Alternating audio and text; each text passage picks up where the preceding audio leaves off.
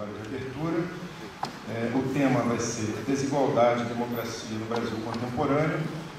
A gente registra que o professor Jacélio Souza teve uma questão de força maior, não pôde comparecer. Nós estamos muito bem servidos aqui com o professor Fábio Vanderlei Reis. Com gentileza.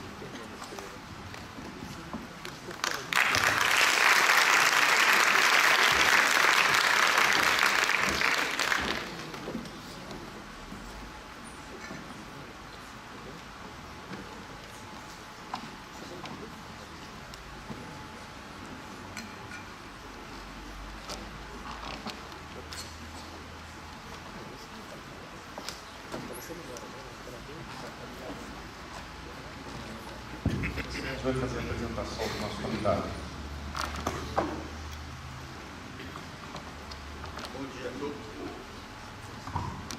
Bom dia a todos. Para mim é um prazer apresentar o professor Fábio Vanderlei Reis, que eu tive a oportunidade de conviver durante alguns anos na UFMG. E o professor Fábio Vanderlei Reis, ele tem graduação em Sociologia Política e Administração Pública pela Faculdade de Ciências Sociais da UFMG, com pós-graduação em Sociologia pela FLACS, a Faculdade Latino-Americana de Ciências Sociais do Chile, em 1963, mestrado em 1970, doutorado em 1974 em Ciência Política pela Universidade de Harvard, atualmente é professor emérito da Faculdade de Filosofia e Ciências Humanas da UFMG, foi professor visitante, pesquisador associado e conferencista de instituições do país e do exterior, sendo membro do conselho editorial de várias publicações de ciências sociais. Também foi presidente da ANPOPS, tem ampla atividade como publicista e longa atuação junto a órgãos de fomento científico e apoio à pesquisa, tendo integrado o Conselho Deliberativo do CNPq. Além disso, tem experiências nas áreas de Sociologia e Ciência Política, trabalhando com temas ligados a desenvolvimento político, autoritarismo, transição, cidadania, Estado, mercado, democracia, processo eleitoral brasileiro e questão social, cena mundial e globalização também. Recebeu o prêmio de melhor obra científica com o livro Política e Racionalidade e a Gran Cruz da Ordem Nacional do Mérito Científico. Então, passo a palavra ao professor Fábio Vanderlei Reis. Obrigado, Sérgio. Eu fico muito contente e muito honrado de estar aqui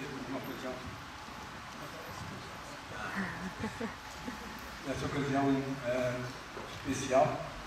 Espero que o que eu tenho a dizer corresponda a o que tem de especial a momento, o evento.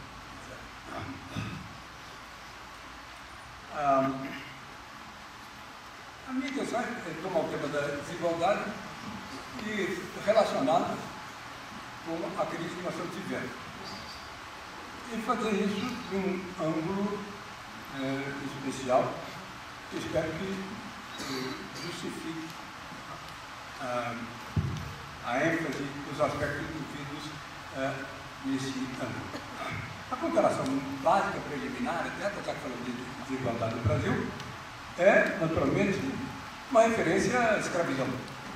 Nossa longuíssima experiência de construir uma sociedade escravista, que se embalaria no Brasil de uma maneira que a gente não se dá conta com frequência do modo adequado.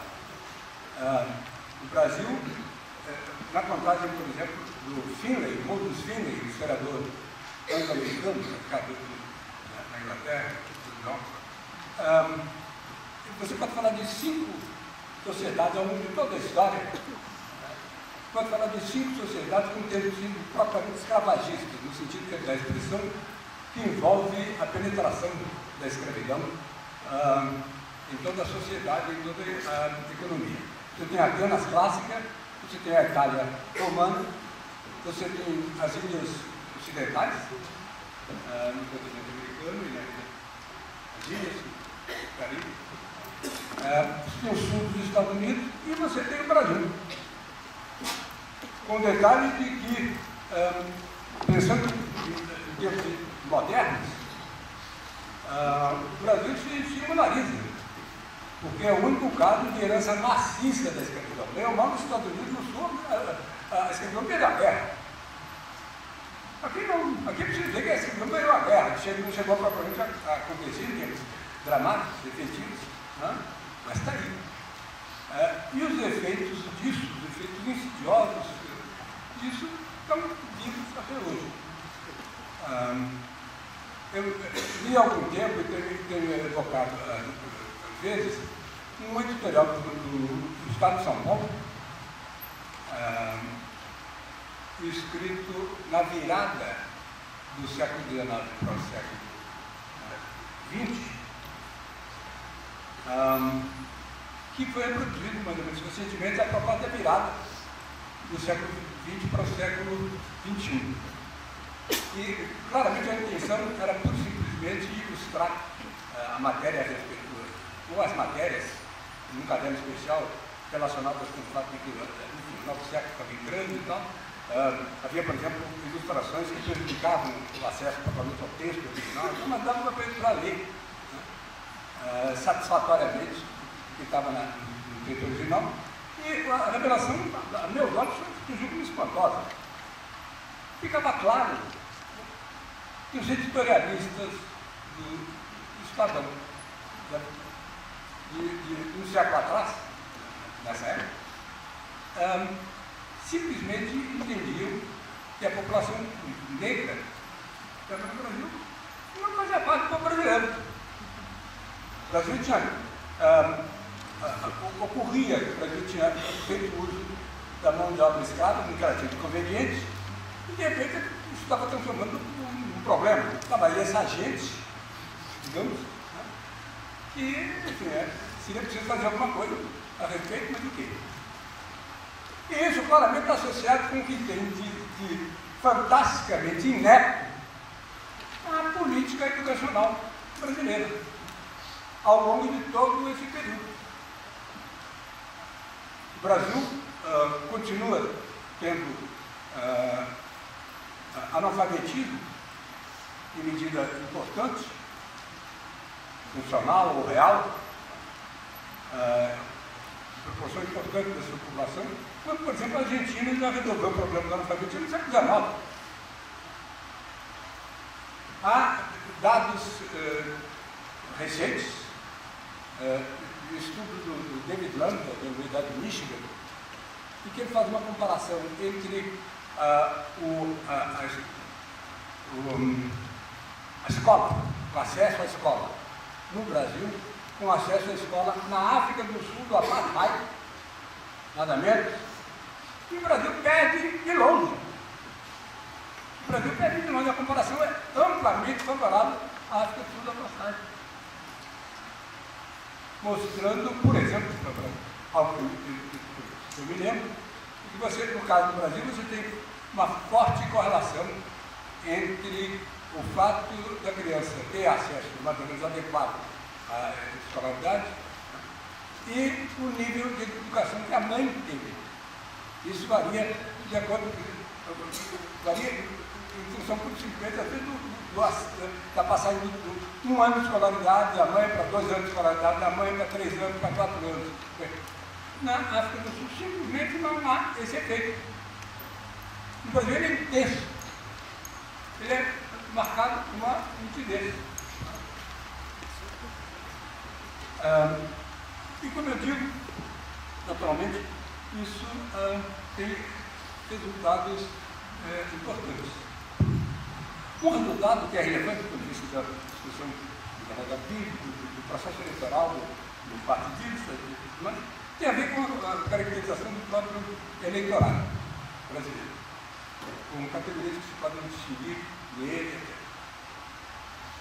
Atualmente o eleitorado é estratificado, como em todo lugar do mundo. A sociedade é mais ou menos estratificada mais ou menos intensamente. E no Brasil isso acontece. No Brasil, essa estratificação sofre a marca pesada dessa herança, desse legado marcante, né, da sociedade de castas que nós construímos com a escravidão duradoura. E com o fato de que, do desastre que é a nossa política educacional, que tem sido longamente a nossa política educacional. Então, acontece que você tem parte ampla, majoritária do eleitorado brasileiro, se relaciona precariamente com a política. É desinformado, desatento, pouco propenso a se envolver e sem condições, com frequência intelectuais e materiais, para se envolver adequadamente com a política. Você tem, no resultado disso, uma certa síndrome com característica da postura mais ou menos generalizada, né, para se poder designar como o eleitorado popular, que eu andei chamando de a síndrome do Flamengo, tentando pegar os elementos constitutivos dela.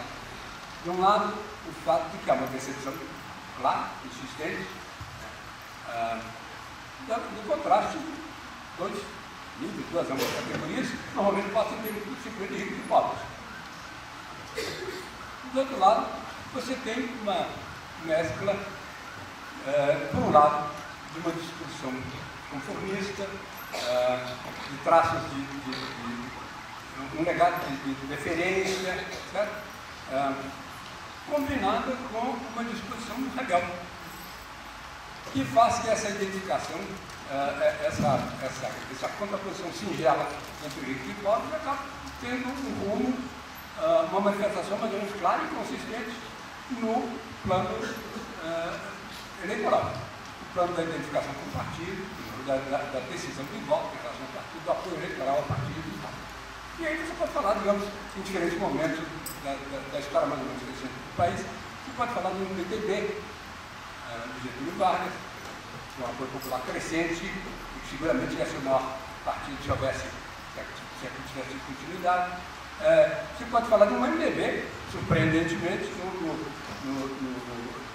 período de 64, no tempo da ditadura, né, e que, de repente, na contraposição, a simplificação que os militares inadvertidamente fizeram da estrutura partidária, botando, né, o pessoal do sim senhor e o pessoal do sim, como a coisa foi ironizada, criaram o pessoal do sim e o pessoal que na verdade era do não, a possibilidade de que o pessoal do não aparecesse. E o MDB, surpreendentemente, surgiu com as pesquisas mostraram como o partido dos pobres. E começou a ganhar a eleição. Razão pela qual rapidamente, né, houve interferência que acabou com o partidarismo, que tinha sido imposto, e por aí vai. Ou no pós-64, no pós-ditadura, a gente tem o PT, que também conseguiu ocupar esse espaço.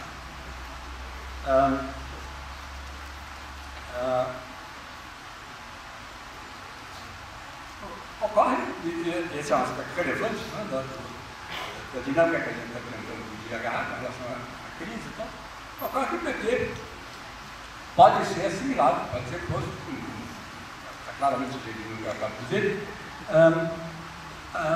nessa síndrome, como caso, né, que ocorre essa síndrome do Flamengo. Evidentemente, falar de Flamengo significa recorrer ao simplismo da identificação futebolista, que é com frequência muito gratuita. Né? A gente simplesmente gosta da cor da camisa, o que dá para vocês. Né? No meu caso, quando criança, tinha meu irmão mais velho, que era um torcedor feral do América Mineiro. Eu acabei de identificar com o América Mineiro, estou pagando por isso até hoje. O América Mineiro é o recordista da lanterna brasileira. Eu sugiro que ele continue firme na lanterna para ter uma marca.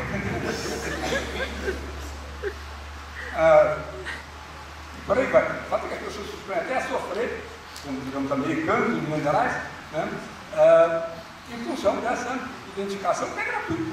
Afinal de contas, você não sabe bem a que ela se deve, com o que ela tem a ver. É simplesmente uma certa contraposição entre o time popular, o Flamengo, né, um Corinthians, principalmente um Atlético, um Belo Horizonte, naquela época, na cidade mesmo de Belo Horizonte, em contraste com os folha-arroz, né? O pessoal, tinha, esse menino papai, que está vendo lá. Então, isso é certamente um componente da coisa. Isso está associado com um componente que pode ser descrito como populista, com a conotação negativa, mas remetendo a uma relação fraudulenta entre o eleitorado e lideranças que são vistas na leitura clássica, nas interpretações clássicas do populismo latino-americano, como sendo lideranças de elite, tipicamente, lideranças de elite que se aproveitam do que há de manipulável nesse processo de identificação, etc. Com a particularidade que no caso do PT, você tem o surgimento dos partidos associados com uma certa característica ideológica. O envolvimento de gente com acentuado caráter ideológico, compromissos ideológicos, com certas ideias na cabeça, que deveria ser um partido progressista e tudo mais. E isso resultou em que você tivesse um apoio inicial importante, do ponto de vista do apoio geral ao partido, de classe média, de gente de classe média. O que marcou o processo durante algum tempo. Depois esse negócio sofre mudanças, nós vamos falar daqui a pouco, especialmente o que ocorre com a presença mais marcante do eleitorado popular, apoio a Lula e ao PT a partir de 2006, e o fato de que há uma espécie de corrida para tentar ver o que é isso. Quanto à profissão que você andou fazendo, os analistas andaram fazendo, André Singer, por exemplo, é um nome se destacar quanto a isso, entre petismo, que seria a coisa inicial, uma coisa de classe média, que envolve uma identificação partidária, ideias na cabeça, versus o lulismo, que seria uma coisa singela, mais diretamente vinculada à coisa da síndrome do Flamengo, desse treco grandezano, etc. Mas nós temos aí uma série de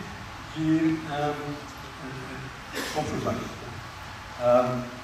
Em particular, o fato de que, se trata de falar de ideologia, como é o caso do esforço que faz o André Singer, de tratar. O que faz o André é o esforço de ver essa expansão popular do apoio ao PT em termos de um conteúdo ideológico.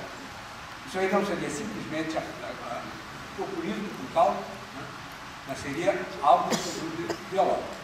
E há uma tentativa de usar essa caracterização, que ele já usava anteriormente em relação ao processo eleitoral brasileiro, na minha visão equivocadamente, marcante em relação ao eleitoral brasileiro em geral, como pensamento ideológico, de recuperar com relação ao recurso a essa ideia de ideologia, que é de positivo um certo modelo de política ideológica, que é visto como envolvendo gente, que em alguma medida tem uma percepção mais ou menos clara, que fica em jogo no processo político, na verdade, de conflitos envolvidos, etc., e que toma posição de alguma forma, você pretende que haja um componente ideológico na redefinição que teria ocorrido em 2006, em particular. Porque, se se trata de falar de ideologia, a coisa é complicada. No âmbito das ciências sociais, a gente tem a possibilidade de contrapor, não apenas em termos de diferenciar, mas em termos de contrastar propriamente, dois sentidos da ideia de ideologia. Um é o sentido que era de pensamento das discussões políticas, no âmbito da sociologia política, da análise política. Que é o sentido de que existe justamente essa identificação entre o ideológico e o limite do racional. O sujeito, as posições que se trata de gente formada, que tem condição de avaliar a articulação da conjuntura, se passa na conjuntura, com as condições mais estáveis, mais permanentes, mais complexas do universo político, sociopolítico que se atua, de perceber as verdades, de antagonismos em jogo, e de tomar posição em função desse diagnóstico, supostamente sofisticado, relativamente sofisticado, da situação. Portanto, é o eleitor racional, é o agente político racional. Em contraste com isso, você tem a ideia de ideologia da sociologia do conhecimento, que é, de certa maneira, precisamente o contrário. A ideologia, no sentido que a gente vai do pensamento ideológico para indicar pensamento errado. Pensamento que há um comprometimento da possibilidade de um diagnóstico adequado, sofisticado, etc., pelos compromissos de ordem emocional, ainda que utilitariada, que toldariam a visão que ele queria. Se trataria ao contrário do primeiro, se trataria do eleitor irracional, do agente político irracional. Então, como é que é mesmo isso? E o que falta, principalmente na análise do André Assis, eu tenho tido com ele discussão fraterna, cavalheiresca, etc., que é rápido, o Roberto é dele. Então, o assunto. O que falta é a percepção de que, enfim, em relação à ideia de ideologia, você pode ter uma relação de mentalidade no sentido da sociologia do conhecimento, ou no sentido da palavra mentalidade, em que ela associa precisamente aquela ideologia como algo que resulta do condicionamento social difuso das ideias que a pessoa tem, da tomada de posição, etc. E, portanto, é precisamente, muito naturalmente, um componente do que está presente, digamos, na consciência política desse eleitorado flamengo que eu falar. Não há como desqualificar o componente reformista, o componente derivado da herança de uma posição de deferência, etc., né, que a longa tradição de escravismo e que a sociedade de castas, que mesmo depois de ter acabado a escravidão do Bebon, né, conforme.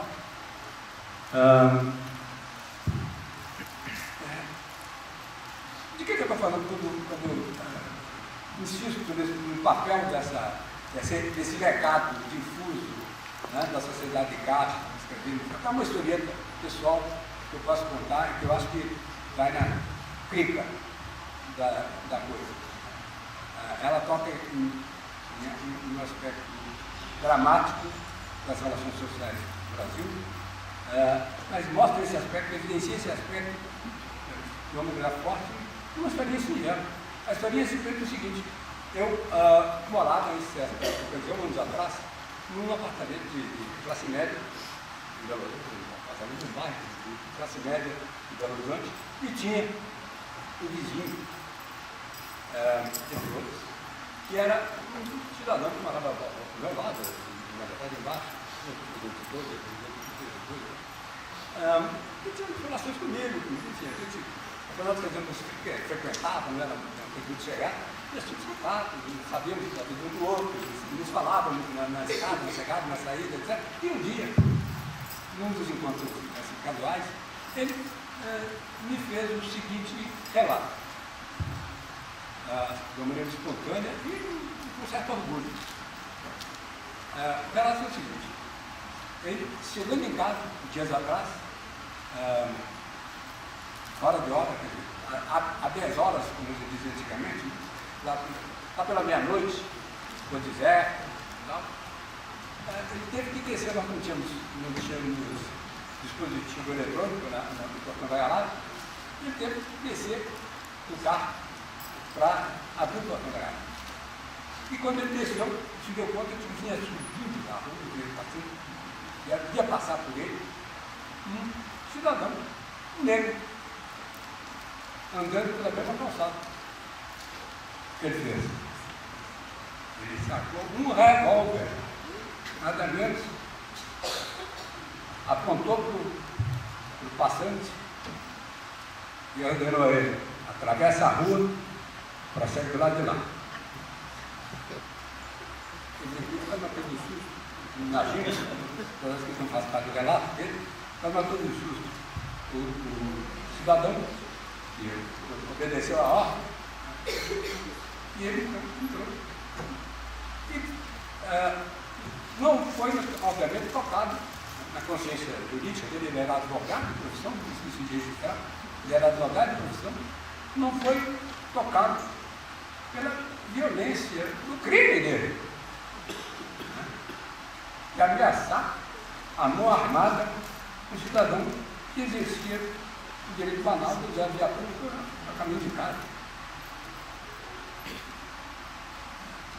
Qual é a razão disso? A razão é que ele, obviamente, a percepção dele, estava ameaçado pelo sujeito que vinha meia-noite, rua deserta, e um cara negro, portanto, presumivelmente criminoso.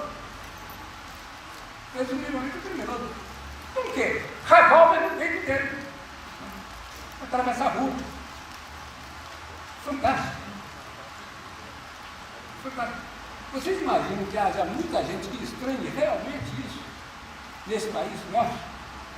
E a gente tenha muitos patrícios que estranham, que não compartilham de alguma forma a atitude, a disposição que leva a uma coisa como essa? Que veja eles com estranheza, com pé atrás, que se choque com uma coisa como essa? Assim como ele contava naturalmente, como eu disse, com certo orgulho, essa história, dias depois, presumivelmente, isso acontece com muita gente mais, disposição desarmada.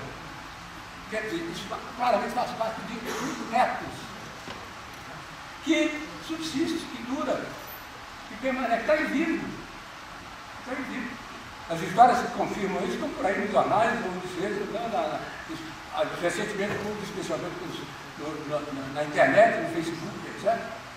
Os vídeos que mostram coisas parecidas, se repetindo na atuação policial, ou o que seja. A mulher do Rio de Janeiro, na praia, provavelmente alguns viram, e aos berros, tentava expulsar da praia uma pessoa de corpo. Uma mulher de corpo que estava usando a praia. Você pode ver, obviamente, trata-se de caso, nesse caso, dessa primeira, trata-se de um caso extremo. Mas não era nada de extremo no caso do meu vizinho.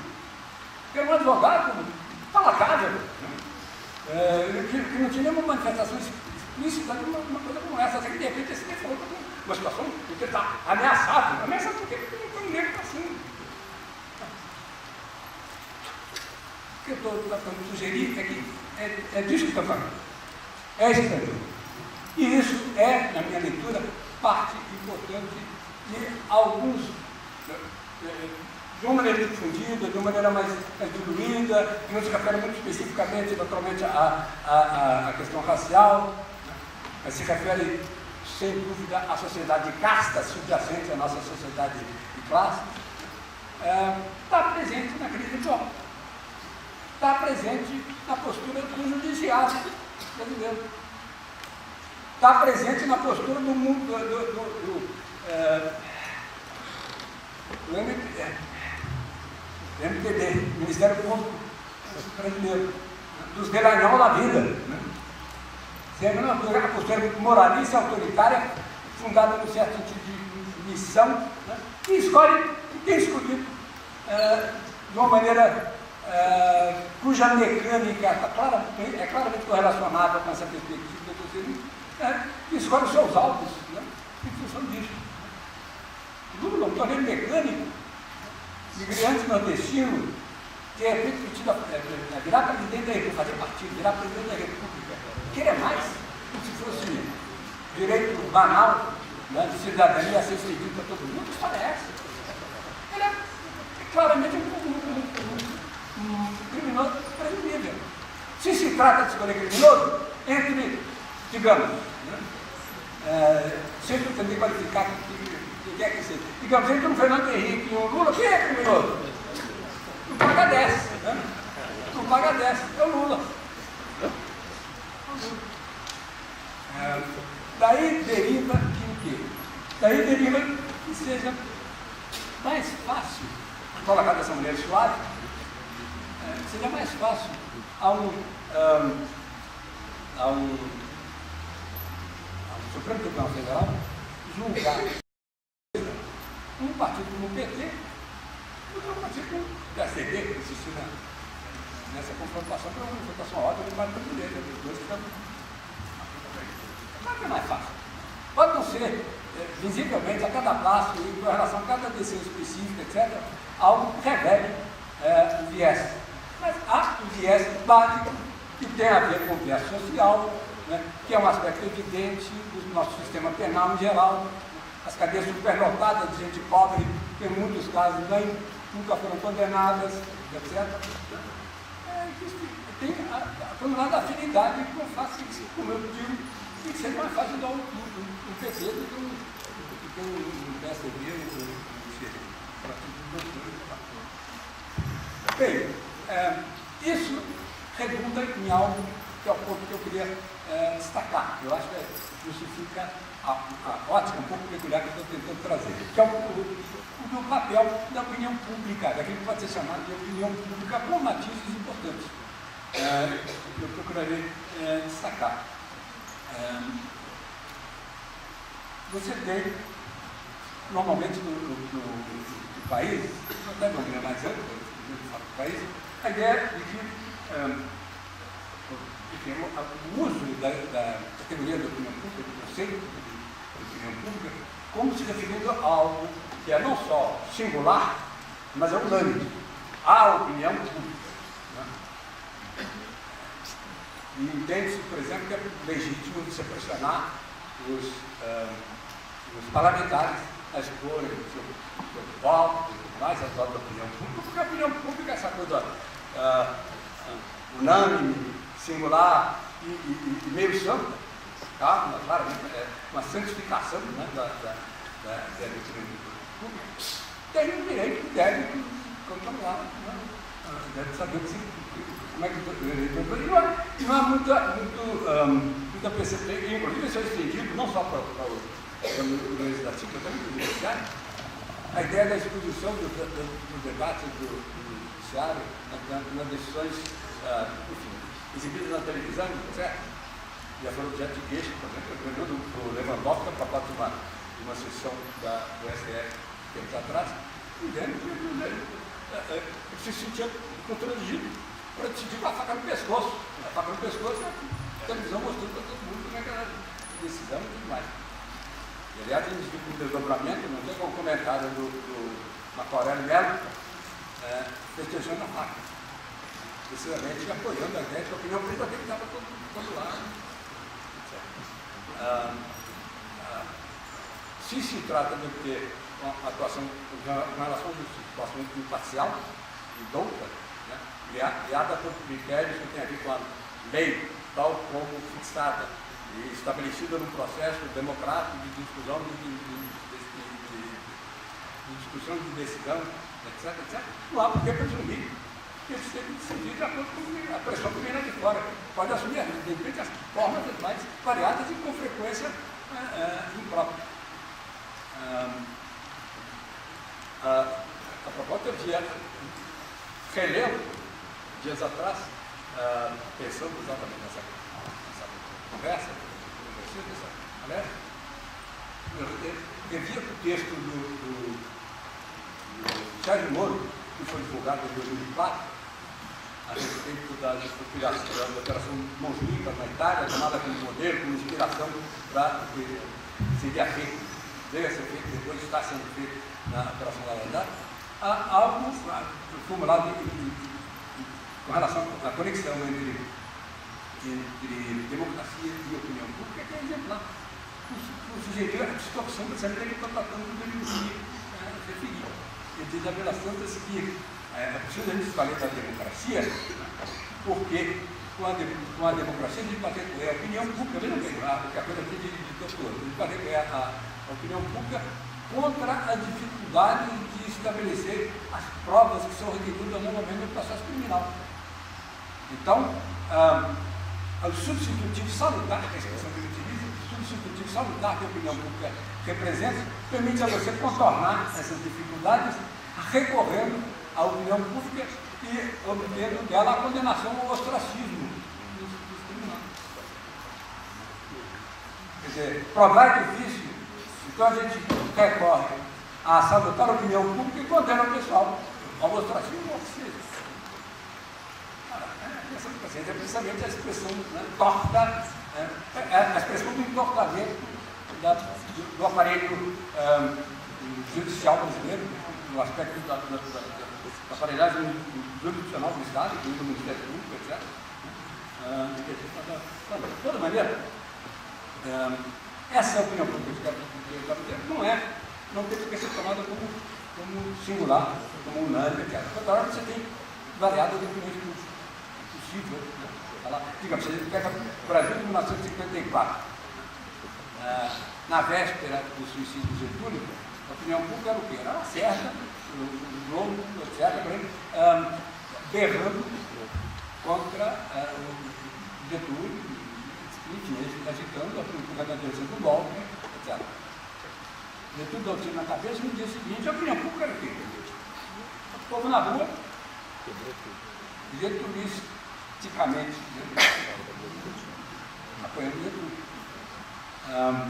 Então, cuidado aí, onde é que está essa estabilidade, essa unanimidade da opinião pública? Mas a opinião pública não só não é unânime, não só não é singular, como ela é estratificada.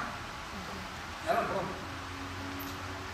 Você tem uma opinião, na verdade, a opinião pública, porque ela tem marcantes, mais estável, etc., é aquela que vem dos estados mais altos, que vem da elite, entre aspas, que é aquele plano onde você tem uma articulação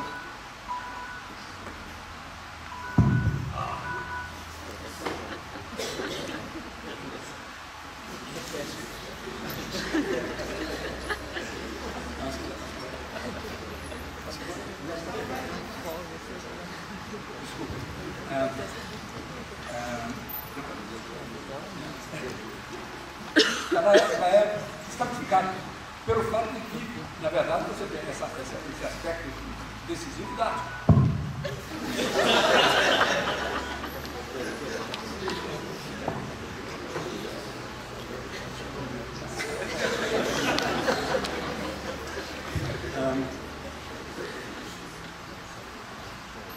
Então, você tem nesse plano, quando socialmente casado, você tem um lugar onde estão os produtores da opinião, os protagonistas da opinião, não só diretamente, como pelo fato de que ela está articulada numa relação que envolve um movimento de mão dupla com o meio de comunicação de massa, com a imprensa no sentido mais amplo, com o meio de comunicação de massa, em geral. Então não há a possibilidade de que você, nos estratos inferiores socioeconomicamente, de que você venha a ter protagonistas da opinião, de gente que tem a condição de falar, de aparecer falando. É claro que você tem coisas novas que estão acontecendo e que sugerem que vai haver alterações e mudanças no país, muito particularmente a internet, as redes sociais, etc. Apesar de que também aí interfere de maneira importante a estratificação. Os dados a respeito disso mostram que você tem muito menos acesso à internet à medida que você desce no nível socioeconômico. Muito menos. Apesar de crescente, a coisa ainda é marcadamente elitista também. O pessoal mais local mesmo aí ainda é gente de extração social mais favorecida. Então, dá-se como consequência disso o fato de que a opinião pública que a gente está falando, essa opinião pública mais estável, etc., é hegemônica. Ela não só é de elite, mas ela é hegemônica, ela comanda, sim, o que tem a ver com a opinião pública no país, ainda que você tenha, obviamente, localizadamente, manifestações diversas, né, da opinião pública. Ela se articula com essa opinião publicada, que aparece na imprensa, né, e como consequência desse caráter hegemônico, ela acaba influenciando pesadamente mesmo nos setores que, em princípio, não têm conexão diretamente com ela. E a gente tem uma série de exemplos no período recente no Brasil, que eu acho que ilustram dramaticamente a ideia. E resulta na possibilidade de estabelecer uma certa separação entre a dinâmica da opinião pública, por um lado, e, por outro lado, a dinâmica eleitoral.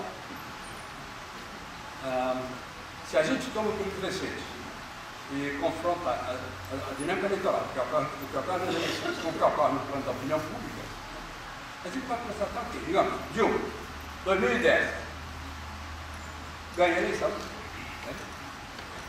Com apoio do Lula, né? Inequivocamente o forte do Lula, o milagre do Lula foi feito, ganha a eleição.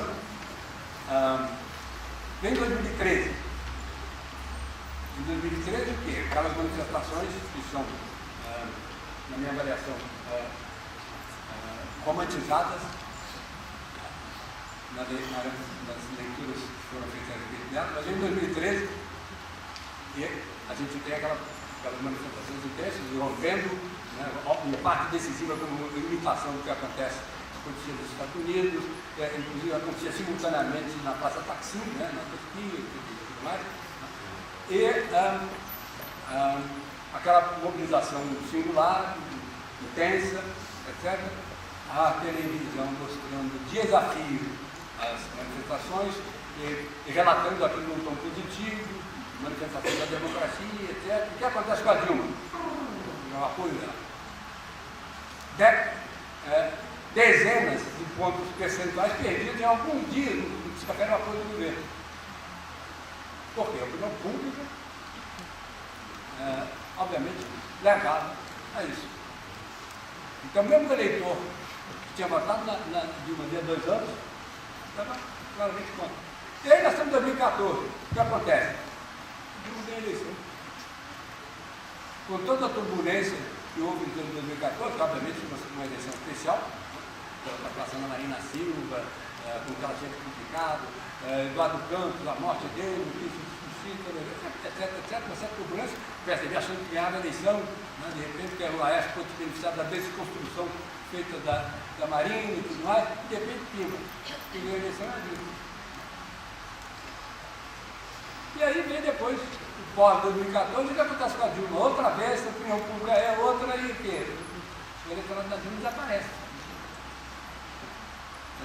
O apoio propriamente do eleitorado da Dilma desaparece. Então, há claramente uma batalha da opinião pública que é distinta da batalha envolvida no processo eleitoral. E o detalhe a ser assinalado, porque me parece, em conclusão, é que a batalha da opinião pública, Lula e o PT já perderam há muito tempo. Não é uma questão de conjuntura tópica desse ano, do ano passado, de 2014, 2016. É uma questão que vem, pelo menos, é mensalão. Batalha da opinião pública, eu me lembro de dizer isso em 2005, numa conversa com o pessoal do Estadão, em 2005, chamando o tempo para fazer o PT já tinha perdido a batalha da opinião pública. E acho que isso é evidente. Do ponto de vista da opinião pública, a batalha já foi perdida há muito tempo. E o que nós temos agora é a manifestação que envolve um certo acerto desse desajuste. A vitória em 2014 em condições problemáticas. Eu acho que não há como ocultar as deficiências da Dilma, e eu acho que não há como, que é difícil ocultar em relação ao fato de que a Dilma vira presidente da República, vira candidato e depois presidente da República. A responsabilidade do Lula é difícil ver, porque é mesmo que o Lula teria escolhido a Dilma se ele tivesse em mente considerações de institucionalização partidária, de construção real do partido, etc. Eu acho que a coisa fica muito mais clara, facilmente explicável, se a gente pensa em termos da conveniência de uma Dilma Arroio, ocupando a presidência da República para a eventual volta do Lula em 2014. Então, é um Lula mal motivado, me parece, né, que toma decisões de alguma forma se impõe, tinha poder para isso, do partido.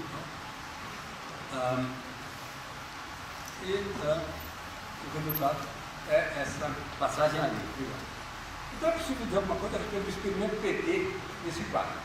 Claramente a gente tem um PT, um partido que se singularizou pelo fato de combinar de uma maneira feliz no tempo das condições sociais do país, que pode ser vista como feliz nesses termos, combinar, por um lado, o apelo populista.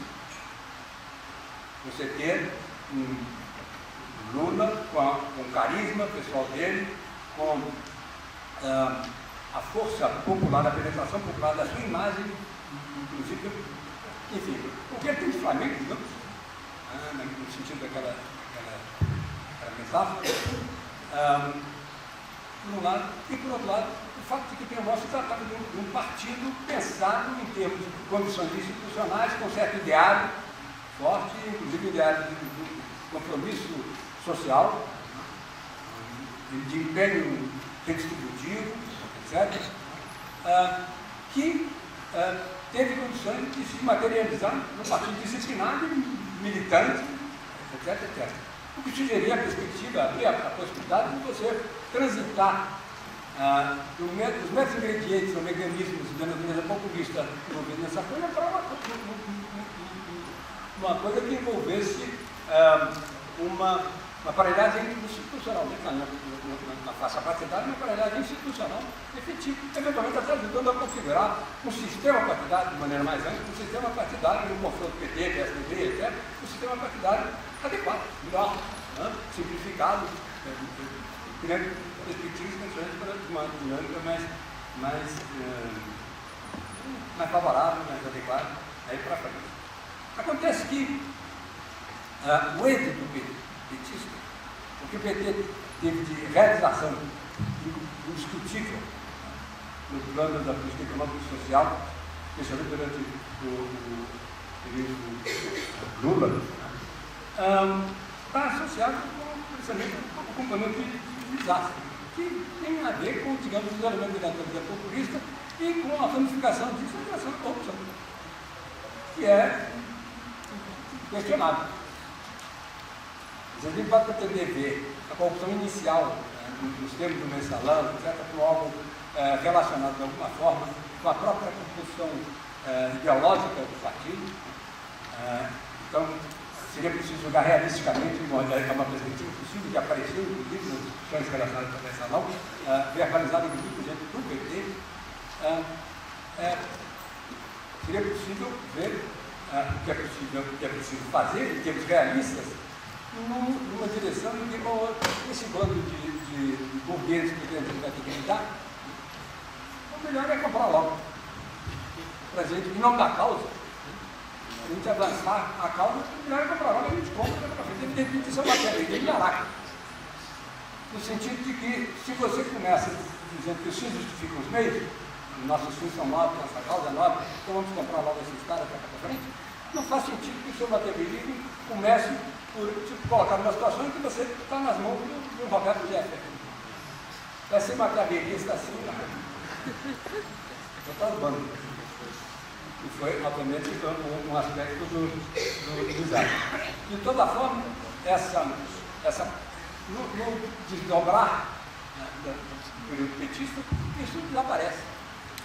E é patente, mesmo quando você chega para o Petrolão, é patente que aí trata-se de corrupção por simples, que não dá mais para falar de ideologia para justificar e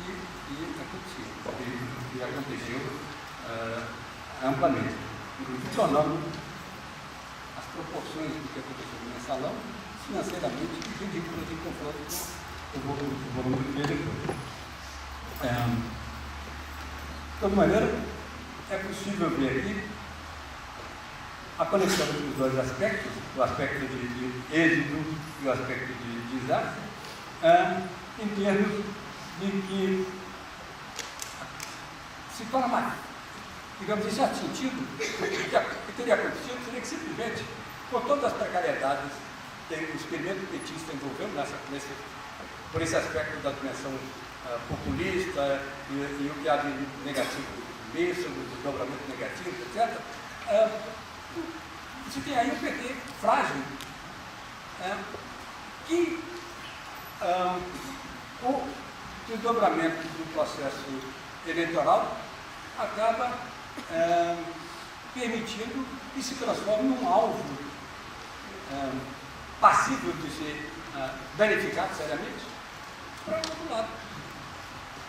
Ao contrário do que acontece diante da suposição de que você viesse a ter um PT que efetivamente conseguisse transformar seu feitio inicial numa marca partidária, uma marca institucional real, com penetração mais estável no eleitorado majoritário, popular, então, se transformaria aí sim numa ameaça inaceitável.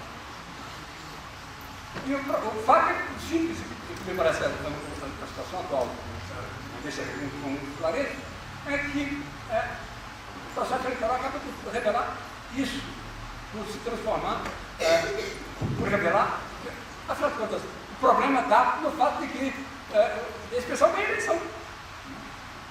E agora? E vai ter condições, se a coisa prospera, vai ter condições tanto de ganhar, tanto mais a eleição, quanto mais o tempo passar, etc. É claro que você tem a ajuda da opinião pública nisso, tanto no nível das manifestações, do público, etc., quanto no nível do judiciário, do aparelho institucional do Estado, etc., no nível das manifestações. A Datafolha, em pesquisas sucessivas, notou com muita clareza um aspecto, à primeira vista, intrigante, mas que se ajusta muito bem ao quadro que está passando em relação às matizes associados com a opinião pública. É o fato de que você vai para as manifestações a favor do impeachment, e o que é que você tem? Você tem a elite branca, educada, de rendas altas, etc. Mas aí você vai para as manifestações contra o impeachment, a favor do governo, o que é que você tem? Você tem gente branca, de altos rendimentos, educada, proporção ampla de gente de nível universitário, se não me engano, o dado se falava de 57%, 60% das manifestações de gente de nível universitário. Cadê o povão? Cadê o eleitor do Lula? Cadê aquele eleitor típico que ganhou a carta do nordestino, etc., com a conexão entre posição socioeconômica e a projeção regional, territorial disso? Cadê ele?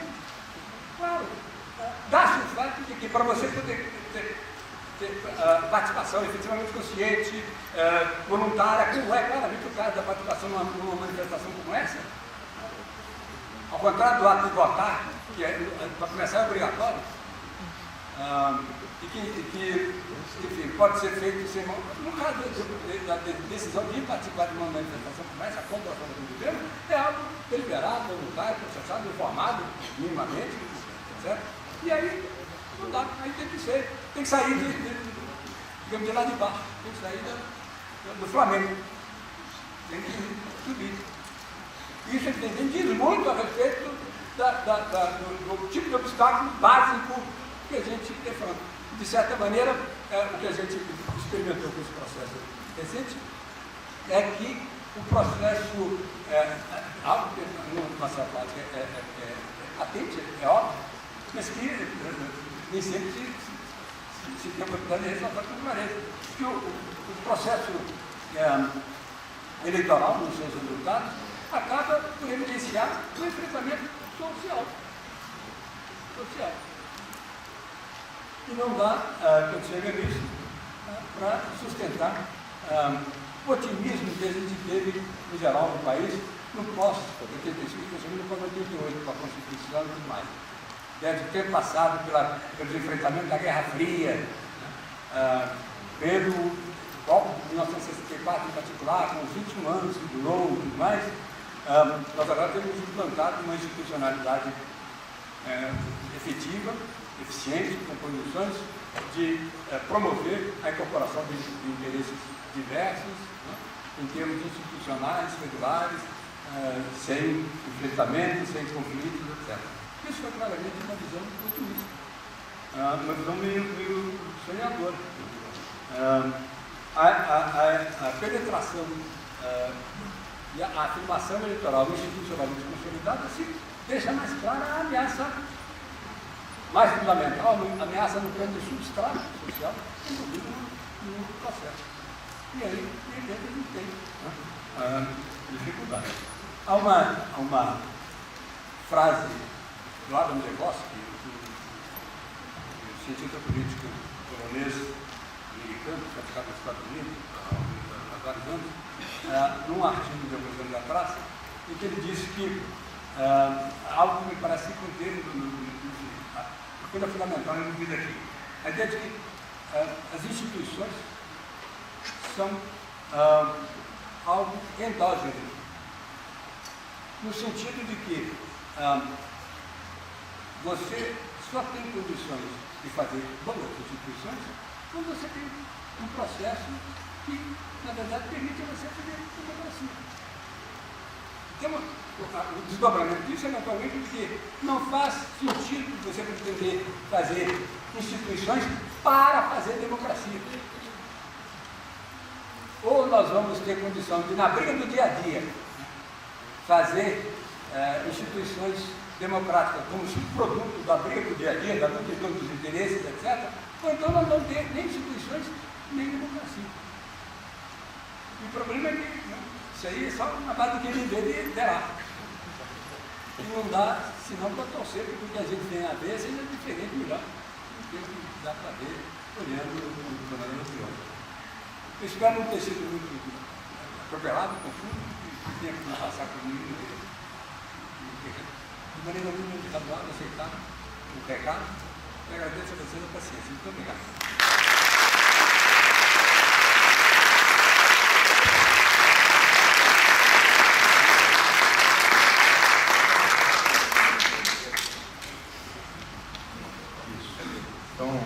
Obrigado ao professor Fábio, Vanderlei Reis.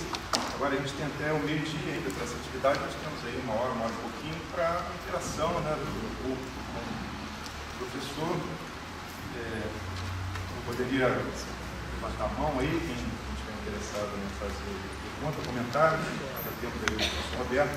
Naturalmente a gente pede um consenso assim, de não se estender demais, né, para todo mundo ter a possibilidade de intervir.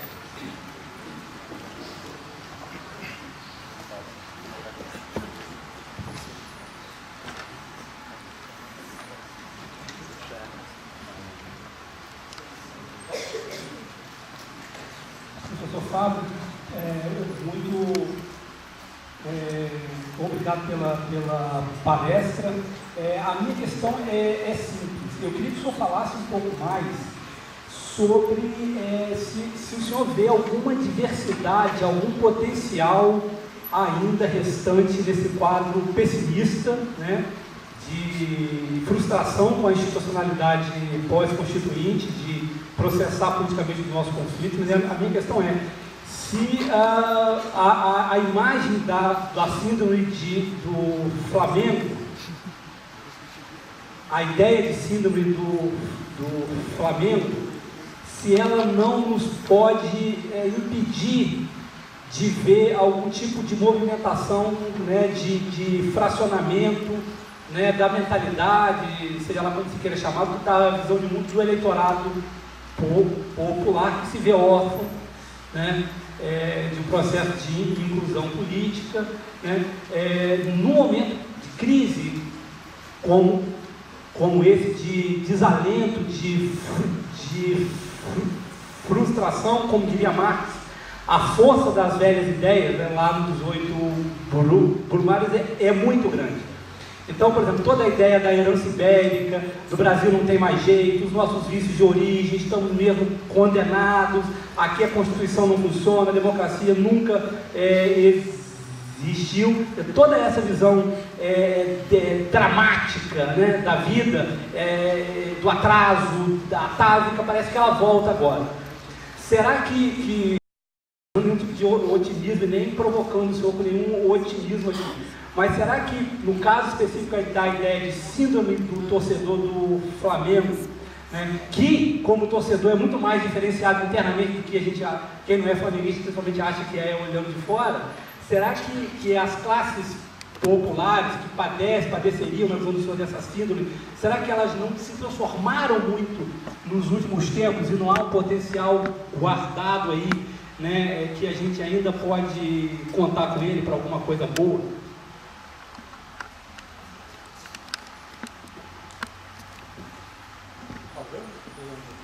Por favor, o senhor quer fazer uma rodada? Alguma intervenção mais? Quando a gente tem alguma coisa mais, Mais alguém? Olha lá.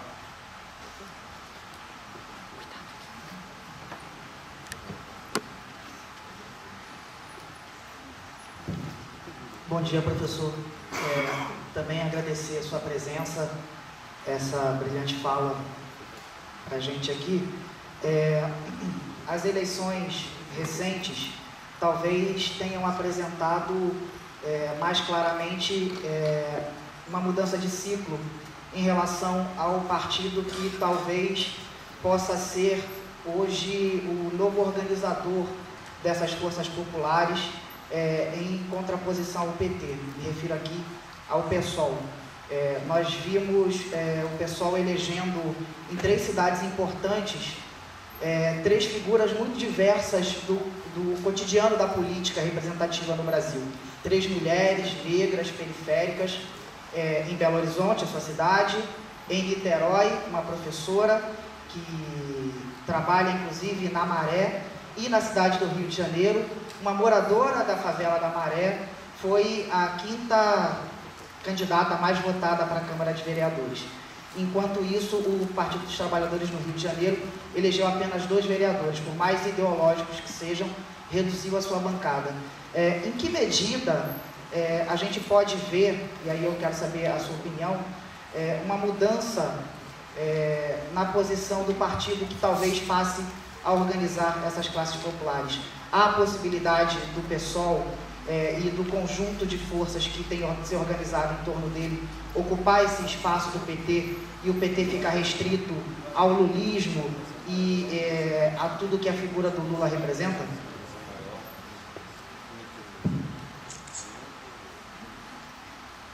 Alguém mais? Bom dia, professor. Obrigada pela sua palestra. Eu queria ouvir a sua opinião livre, enfim, embora recente, sobre a eleição na Prefeitura de São Paulo no primeiro turno. E, com isso, pensar um pouco São Paulo e a região sul. A região sul, desde a última eleição, tem um comportamento absolutamente anti-esquerdista e, como gaúcha, eu tenho acompanhado bastante esse apoio a um certo separatismo e a um certo ódio racial demonstrado pela região sul em relação ao Nordeste, e o discurso feito na eleição da presidente Dilma de que o Nordeste teria eleito a presidente é bem significativo. E isso é interessante para pensar comportamento político na medida em que a opinião pública apresenta o sul do país como uma região educada e que sabe votar.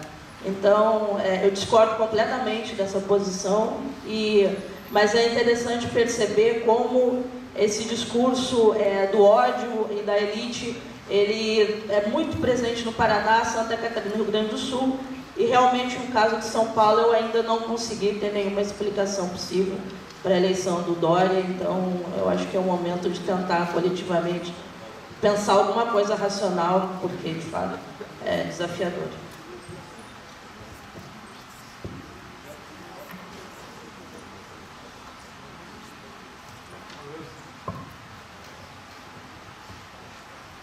Quanto à coisa digamos, do potencial restante, eu tenho a impressão de que dá para ver isso em termos de 2 perspectivas diferentes, envolvendo uma certa perplexidade básica que a vida federalista contém. Acho que há um nível em que certamente se pode pensar em atuação efetiva. Por exemplo, um aspecto claramente saliente, importante do que aconteceu será algo que eu precisaria, inclusive, ceder um pouco na minha própria palestra, que acabou na direção que eu esqueci, é o aspecto próprio do processo de impeachment e da ruindade evidente da legislação de que a gente dispõe a respeito disso. Uma legislação que remete para as confusões da lei de 1950, parafundo que ela produz a respeito disso, e que acaba, nas comunidades envolvidas no processo legal, criando espaço para a omissão que nós acabamos vendo do judiciário, julgando para lá e para cá com o contraste entre o aspecto jurídico e o aspecto político, né? Botando a gente dentro daquela história. Né? Não é igual o que a Constituição dispõe a respeito do assunto. Mas o que a Constituição dispõe a respeito do assunto? Dispõe que a solução é meramente política. Isso é claramente uma resposta paradoxal à coisa. Né? E desse paradoxo não sai nada. Se você não corta ele, o resultado vai ser exatamente essa coisa que a gente viu. Um STF perplexo, né? Com os ministros, ocasionalmente, haveria público em termos informais, se manifestando de maneira divergente, etc. Mas nas sessões mesmo do tribunal não acontecia nunca de haver essa divergência, de haver enfrentamento, o eventual esclarecimento das posições, da posição que deveria ser do próprio STF, etc. Com a consequência de que, de repente, o processo está sendo levado à frente de uma maneira que torna totalmente irrelevante a defesa, em termos jurídicos, que o advogado, o Cardoso, apresentar, e que foi surpreendentemente bom. Né? O Cardoso, obviamente, se revelou muito melhor como advogado geral da União do que como ministro da Justiça, que ele era antes. Era tratado por simplesmente como irrelevante, e depois veio o julgamento, entre aspas, da Dilma, em que os supostos juízes, os senadores transformados em juízes, podiam declarar com antecipação como é que iam votar, fosse o que fosse que a defesa alegasse. O julgamento, né? De Araque, total. Sob a presidência do presidente do Supremo Tribunal Federal. Terminando, aliás, com aquela cereja do bolo, que foi aquela coisa do preservar os direitos da presidente, direitos políticos, né? E circunstância que significou realmente deixar de reconhecer, desqualificar a alegação de crime. Mas afastado da presidência está. Então, assim, é uma parafunda, né? É uma parafunda. O que a gente tem é simplesmente um golpe branco, não há a menor dúvida. Né? Que é aquele que pode ser caracterizado como aquele que a gente perpetra quando a legislação é suficientemente ruim para permitir a manipulação da legislação. E foi claramente o que fizeram. Não há a menor dúvida de que se trata de um golpe parlamentar, um golpe branco nesse sentido. E pode ter tendência de reivindicar uma característica de legalidade pelo fato de que, né, precisamente, pode julgar da legislação. De toda maneira, com relação ao impeachment especificamente, é tão evidente a inconveniência na banalização dele, né, do ponto de vista de todos os participantes, que eu acho que dá para imaginar que, de repente, se consiga modificar essa legislação. E acho que coisas parecidas se poderia esperar que, eventualmente, acontecesse aí, já com não dá uma maior dificuldade, poderia acontecer com relação à regulação de partidos, criação de regras que imponham barreiras, recurso a listas fechadas ou flexíveis, e por aí vai. Uma série de medidas específicas, especialmente, talvez, lidar com o financiamento da atividade política, particularmente da atividade eleitoral. Um ponto central, sendo talvez como tem sido destacado, especialmente por alguém que acontece ser meu filho, o Bruno Reis, que se evite a situação em que um número grande de solicitantes de financiamento tenham de recorrer a um número pequeno de provedor de financiamento definitivo. Por isso você entrega o controle do processo inteiro, do processo que vem depois, do processo legislativo, aos donos do dinheiro. Como a gente viu com as empreiteiras, né? Agora tem que ver como é que a gente faz em circunstâncias que as empreiteiras foram apropriadas, por boas razões, mas tem que ver como é que evita a distorção e tal. Então, de toda maneira, aí, eu imagino que haja alguma perspectiva de uma conversa realista, né, que possa dar bons resultados.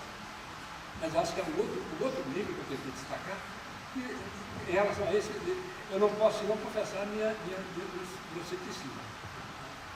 É um nível em que, seja como for que o jogo se desenrola, se eles resultarem na ponta do processo, na hora de quem ganha e quem perde a eleição, em resultados, né, desfavoráveis do ponto de vista do eleitorado que resolve, do eleitorado hegemônico na opinião pública, etc., aí não marca.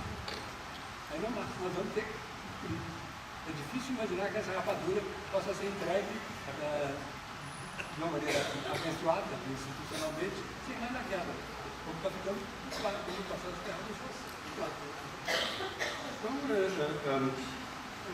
Então, com relação especificamente à alusão ao Flamengo, eu não tenho a menor dúvida quanto às qualidades, né, e o que é diferenciado e bom, etc., de liderança, no nível da torcida do Flamengo. Por isso é a minha preocupação. Não valeria a pena tematizar isso se não houvesse essa percepção, de alguma forma. Agora, daí aqui a gente possa ter, num quadro em que a hegemonia está indo do outro lado, que a gente possa ter aí algo que fique grande esperança.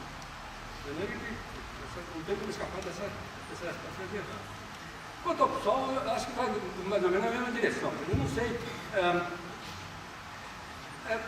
Veja bem que eu destaco, a razão pela qual a gente está dando ênfase ao caso do PT tem a ver muito com o fato de que o PT é uma experiência bem sucedida, num certo sentido, e que tinha boas razões para ser bem sucedida, entre outras coisas, de maneira destacada, em aspectos que são negativos, que acabam se sendo negativos. O fato de que o PT tinha condição com o Lula, com a imagem de um Lula, e com a liderança que o Lula representava, de entrar no povão, de obter a adesão estável do povão, de eventualmente fazer uma Dilma que ele escolhe, com toda a pouca plausibilidade disso, não só ser eleita, como ser reeleita em condições de que as coisas já estavam negativas. Ele foi para a rua e ganhou outra vez a eleição para Dilma. Né? Onde é que está o Lula do PSOL? Com isso eu não estou desqualificando os candidatos. Claro que existem muitos candidatos. Ainda bem que o Freixo chegou lá. Não há a menor dúvida que ele viria. E eu acho que é uma boa perspectiva de que o Freixo chegue efetivamente lá, com o quadro criado, né, nesse segundo turno. Né? E tomara que houvesse muitos Freixos. Mas é claro que o Freixo não tem o perfil para essa coisa, para realizar essa proeza. E eu não sei muito bem como é que seria possível esperar, simplesmente na base do idealismo partidário, ou da popularidade de certos quadros, etc., que pudesse haver essa empolgação, de novo, essa construção de uma avenida que pudesse resultar numa estrutura partidária mais sólida, ou num partido mais sólido, que pudesse ser consistentemente com referência de uma massa majoritária da eleitorado, ou potencialmente majoritária. Acho que tem um dono disso. Eu acho que é mais plausível, na hipótese de que, de alguma forma, o Lula seja recuperado, porque mesmo isso, obviamente, é uma classe precária, a começar pelo fato de que o Lula está ficando velho, está combalido, etc. E, além do mais, vão, com toda a probabilidade, tratar de tirá-lo efetivamente do páreo. Então, de toda maneira, em princípio, me parece agora a ideia de buscar uma união popular, uma união de esquerda, se quiserem, etc. Mas, enfim, isso também, obviamente, é complicado, mas nas circunstâncias, eu acho que é a coisa mais recomendada. De toda maneira, aí se trata de estratégia política. E isso é um campo para uma enorme discussão, eu não pretendo ter aqui a palavra mais de alguma forma convincente ou definitiva a respeito disso. São Paulo, Rio Grande do Sul, direitismo, ordem, etc. Eu acho que não há a menor dúvida de que a gente tem uma predominância dessa perspectiva direitista no evidente no eleitorado de São Paulo e, um pouco mais surpreendentemente, no Rio Grande do Sul. Porque o Rio Grande do Sul tem uma tradição de uma postura mais à esquerda, etc., independentemente dos termos que estão postos na crise atual, que vem de longe. Mas, de toda maneira, há um aspecto muito claro que é consistente com isso, que é o fato de que nós estamos falando de algo que contrapõe gente mais rica e gente mais pobre, no limite. E é claro que, se trata de contrapor em termos regionais, no Brasil, gente mais rica, gente mais pobre, a gente vai botar o Nordeste de um lado e o Centro-Sul e o Sudeste, no centro do... Como é que eu vou dizer? O Centro-Sul, né, abrangentemente, o Sudeste e Porto Alegre, sem dúvida, o Rio Grande do Sul, sem dúvida. Do outro lado. No caso de São Paulo, evidentemente, há um aspecto adicional de que trata-se do berço do Lula, né? A hostilidade a ele é algo que vem crescendo há tempo, ao PT, extensão, certo? E é natural que com as coisas que chegaram ao ponto que chegaram, que de repente isso seja levado ao paroxismo. Mas eu acho que é também lógico, nos termos das variáveis nessa análise, é também lógico que ocorra em São Paulo, assim como em algum medida já foi nas outras cidades dessas, dentro do Belo Horizonte. A Aécio provavelmente vai ganhar a eleição em Belo Horizonte com o João Leite, que está disparado na frente, que aconteceu no PSDB, etc. Eu não vejo maior problema em termos analíticos aí. Claro que nós temos problemas práticos, problemas políticos, né? Mas não é importante.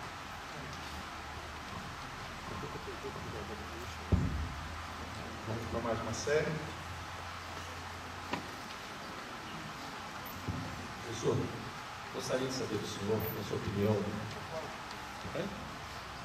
sobre a opinião do senhor, se tem solução no Brasil essa questão da mídia, de ser a porta-voz das elites. A gente olhando para trás do Brasil, a gente vê acontecer Getúlio Vargas, aconteceu com o regime militar, com a eleição do Collor. Como a gente, como ação social no país, pode se organizar com essa mídia que está aí, que é a porta-voz da elite? É como se fosse uma KGB, vamos dizer assim, na União Soviética. Então, como a gente pode ter solução para o futuro, esperança para os jovens, essa influência midiática tão forte que condena o país, as elites estão sempre formando opinião pública, esse ente teórico de uma emergência, né, sistêmica, né? Como o senhor vê essa possibilidade de futuro desse país?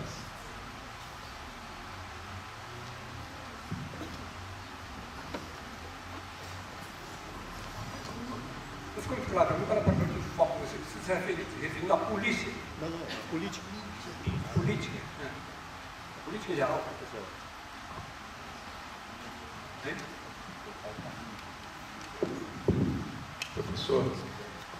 Professor, mais um amigo aqui que quer fazer uma pergunta. Bom dia, meu nome é Leonardo, sou da Universidade Federal do Espírito Santo. E a minha pergunta vai no sentido de que lá em Vitória teve uma candidata pelo PSOL que foi a quinta mais votada e não foi eleita pela legenda.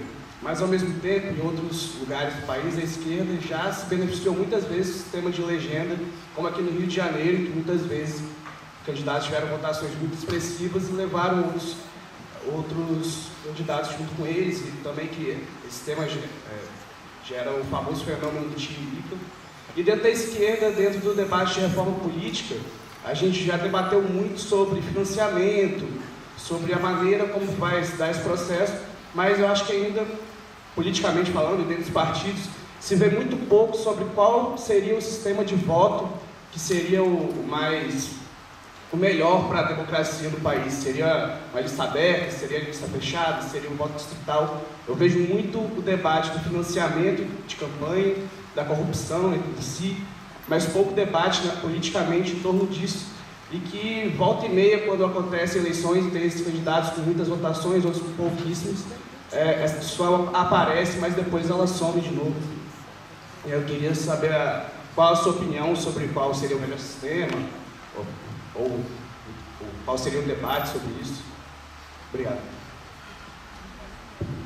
Tem uma terceira intervenção lá.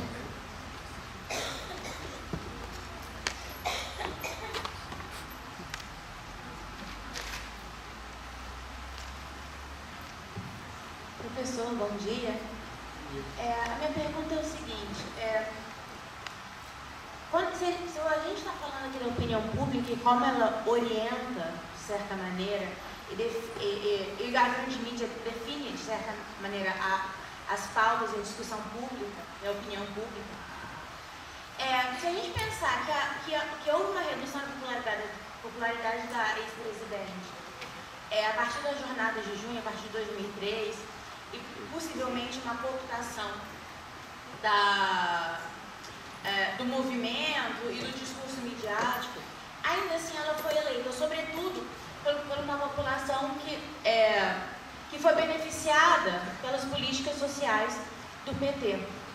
Então, a minha pergunta para o senhor é o seguinte: até que ponto a grande mídia consegue de fato orientar a pauta das populações de baixa renda? Porque elas podem ser ter um voto mais pragmático do que a própria classe média, que talvez seja mais suscetível ao discurso da grande mídia.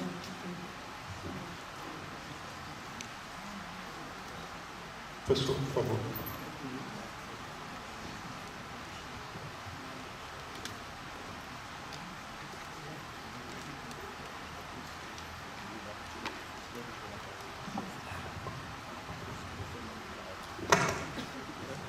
Bom, toda a pergunta inicial, a amplitude que ela tem, é realmente difícil de se situar. Isso é, de certa maneira, o foco de toda a análise, a questão das características assumidas pelo processo político, em geral, e o papel cumprido por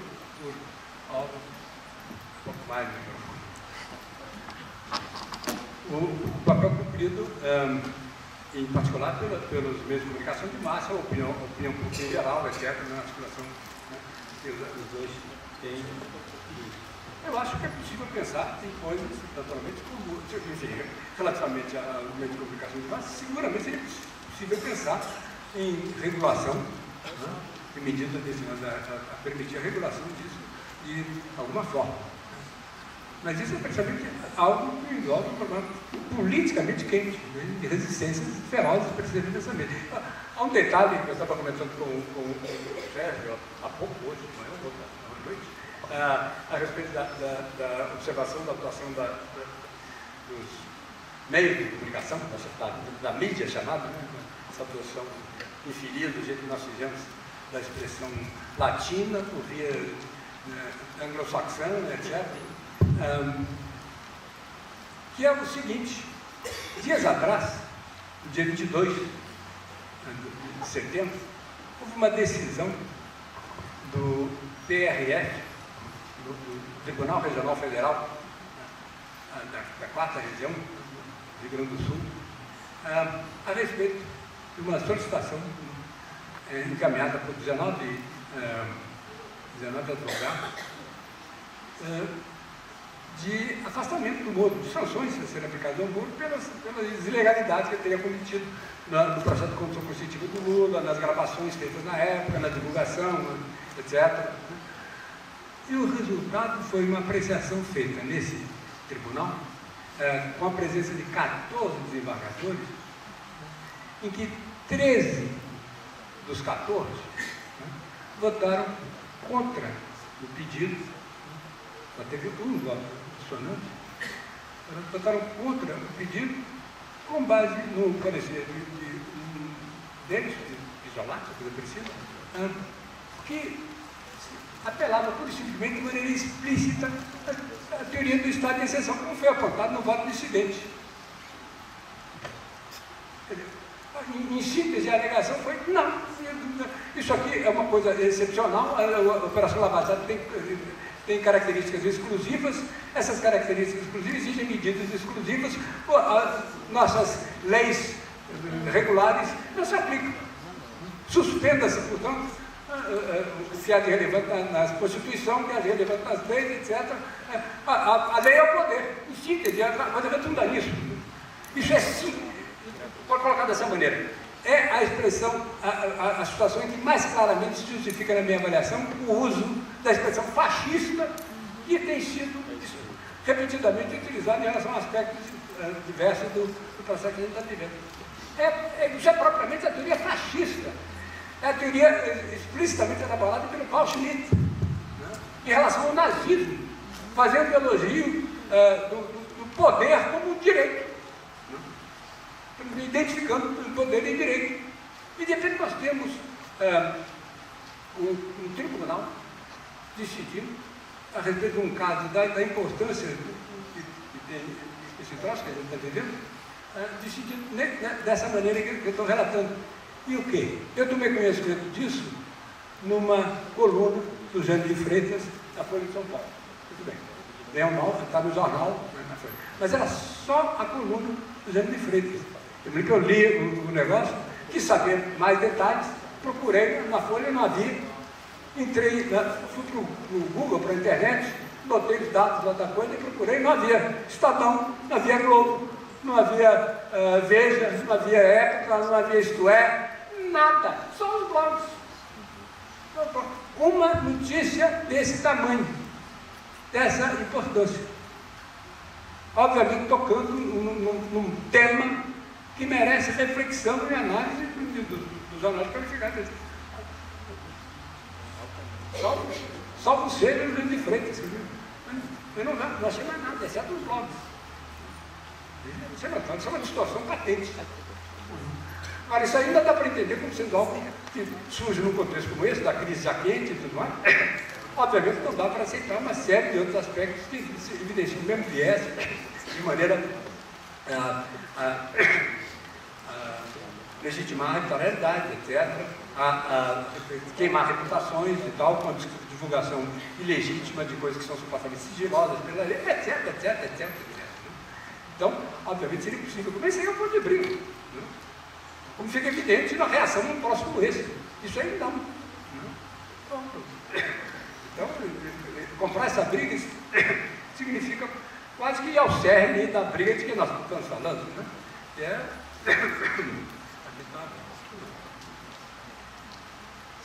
a questão do voto. Eu não tenho dúvida de que é o caso da gente experimentar com o que quer que seja que facilite a experimentação mais consequente com partidos. Então eu acho que é o caso, sim, de adotarmos lista fechada. De fortalecer, de trazer ao partido a possibilidade de tomar decisões a respeito disso e associar, ao invés de cada eleitor, digo, cada candidato ser dono do seu mandato, no caso de se eleger, certo?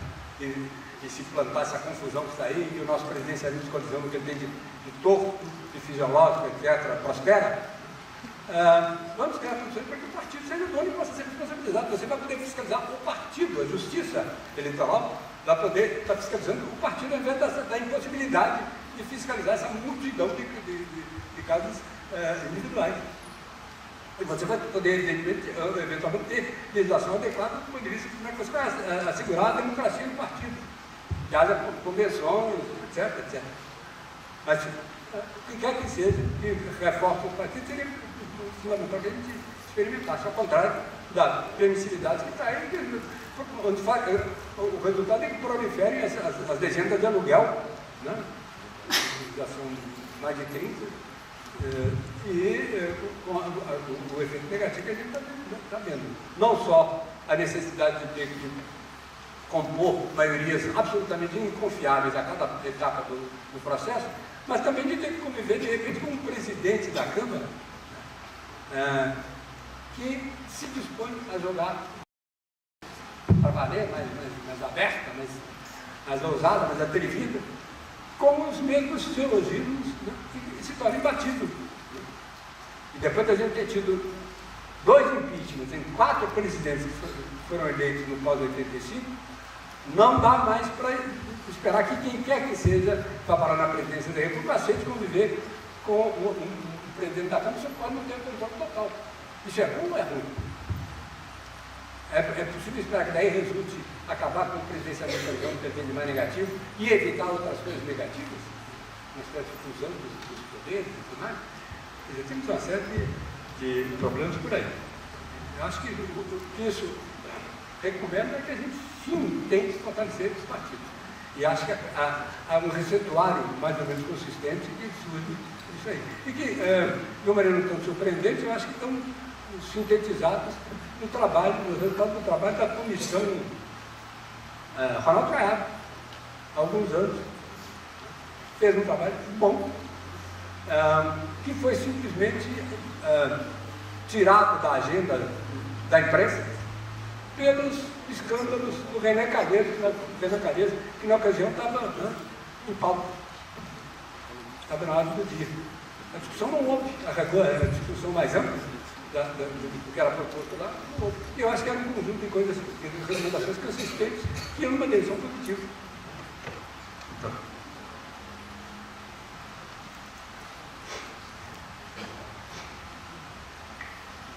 A última pergunta, que eu não tive jeito de anotar direito, eu estava pressionado aqui, mas se eu entendo, até que ponto haveria razões pragmáticas para que a própria, digamos, classe baixa fosse levada a atuar de uma maneira que compensasse o peso da opinião pública, da hegemonia do outro lado e tudo mais. Eu acho que não. Sabe por quê? Nós temos dados, dá-se o fato de que a gente tem dado empírico sobre isso que indicam boas razões de cautela. Um par de cientistas políticos,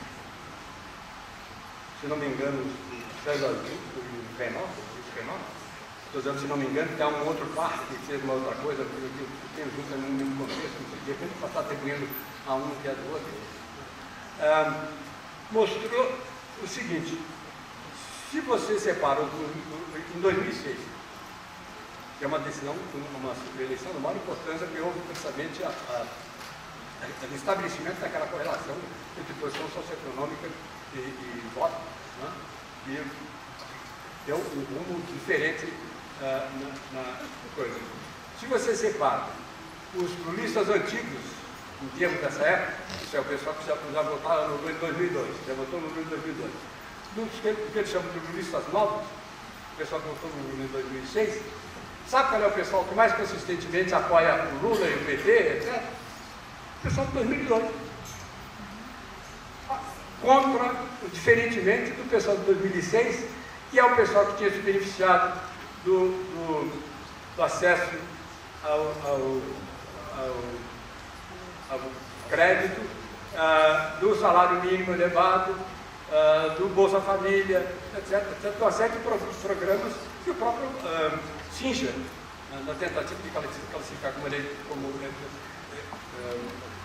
ideológico o eleitorado lulistas que surge aí, destaca em relação às eleições de 2006. Acontece no momento posterior à utilização desses programas, né, e que condicionaram um voto crescente no Lula.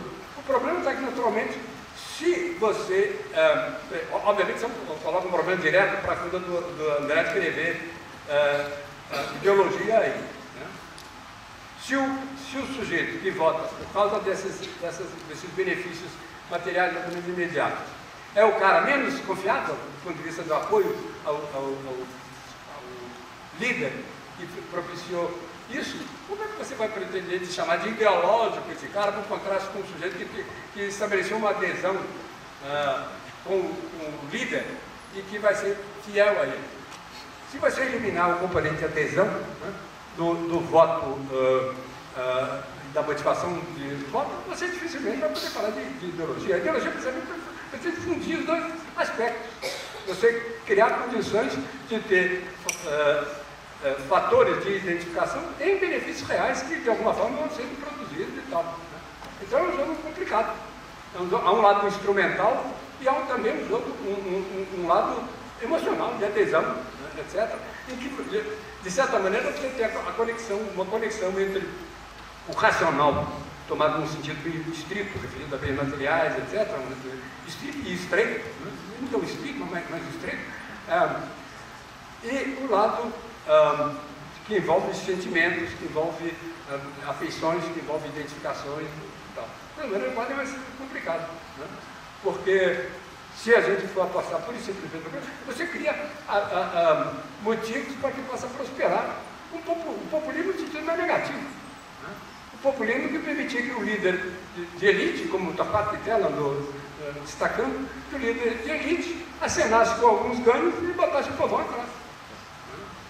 A diferença que há entre um populismo petista é que você pode chamar de populismo autêntico, no sentido de que, bem ou mal, você tem um compromisso maior com o aspecto distributivo, né? Com a política distributiva, com os interesses, né?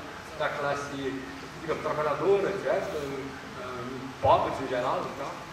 O pessoal, os excluídos, para usar essa linguagem. Então é um pouco mais complicada, mais matizada a coisa.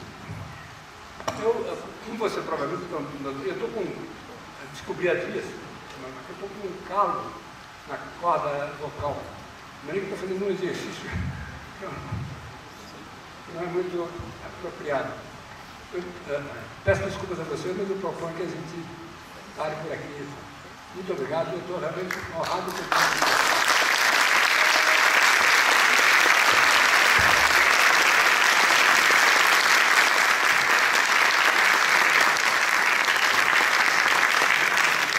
Obrigado, professor Fábio Vanderlei Reis. Um informe rapidinho, que na parte da tarde a gente volta às 14 horas, aqui mesmo, não ali embaixo, como está na programação, aqui a gente está melhor alocado, né, para a mesa problemática do desenvolvimento do pensamento social, com a professora Aparecida Abranches, o professor Wilson Vieira e a professora Adélia Ribeiro, Ribeiro. O professor Teotônio dos Santos Júnior estaria aqui à tarde, estará amanhã conosco na mesa A Ideologia do Desenvolvimento. Então, muito obrigado a todos. Ali embaixo tem água, um cafezinho.